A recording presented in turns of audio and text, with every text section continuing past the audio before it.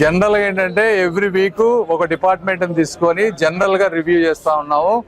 ముఖ్యంగా last 2-3 months నేను వచ్చినప్పటి నుంచి కానీ లేకపోతే లోకల్ ఎమ్మెల్యేల దృష్టిలో కానీ గవర్నమెంట్ హాస్పిటల్లో చాలా ఇష్యూస్ ఉన్నాయి. ఏసీలు పనిచేయకపోవటం కానీ, ఎలివేటర్స్ పనిచేయకపోవటం కానీ, లేకపోతే ల్యాబ్ టెస్టులకి పేషెంట్లు గంటలు వెయిట్ చేయటం కానీ, లేకపోతే కొంతమందిని ఇక్కడ ల్యాబ్ టెస్టులు ఉన్నా ఒక్కొక్కసారి లేవని చెప్పి వేరే వాటికి పంపించడం కానీ, ఇట్లా multi parking issues, sanitary issues, లేకపోతే పేషెంట్లకు పెట్టేటువంటి ఫుడ్ మీద ఉన్నటువంటి ఇష్యూస్, రకరకాల చాలా ప్రాబ్లమ్స్ ఉన్నాయి.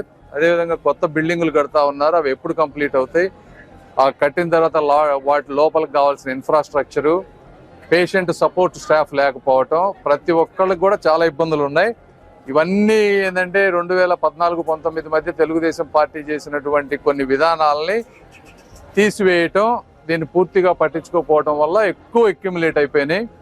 ఇవన్నీ ఫస్ట్ మేము అర్థం చేసుకుంటున్నాం. అర్థం చేసుకొని వీటిని 1 by 1 ఎలా సాల్వ్ చేయాలి, ప్రతి ఇష్యూకి ఒక అకౌంటబిలిటీ ఎలా తీసుకురావాలి, దానికి ఆ అకౌంటబుల్ పర్సన్ ఎవరు, ఆ పర్సన్కి డిఫైన్ టైంలో ఇవి ఎలా చేయాలి, చేయకపోతే డబ్బులు కావాల్సి వస్తే అవి స్టేట్ గవర్నమెంట్ నుంచి తీసుకురాగలమా, లేకపోతే వేరే ఎక్కడ ఫండ్స్ నుంచి అయినా తీసుకురాగలమా, లేదంటే సెంట్రల్ గవర్నమెంట్ ఫండ్స్ని ఏమైనా తీసుకోగలమా, ఇవన్నీ రివ్యూ చేసుకున్నాం. కలెక్టర్ గారు ఉన్నారు, అన్ని డాష్ బోర్డ్ క్రియేట్ చేసుకొని మిగిలినవి ఎలా అయితే చేస్తున్నాం ఇది కూడా 1 by 1 అన్నీ మేమేదో అద్భుతాలు చేస్తాము లేకపోతే ఇవన్నీ చేస్తామని కాదు, కానీ చేయగలిగినవి చాలా ఉన్నాయి. ఎఫర్ట్ పెట్టి కంప్లీట్ చేయగలిగేవి వీళ్ళ లిమిట్లో, అంటే వాళ్ళ చేతుల్లో ఉన్నాయన్నీ కూడా చాలా వరకు చేయొచ్చు. అంతవరకు చేసే విధంగా ఒక 1-2 months యాక్షన్ ప్లాన్ ప్రిపేర్ చేసుకుంటా ఉన్నాం.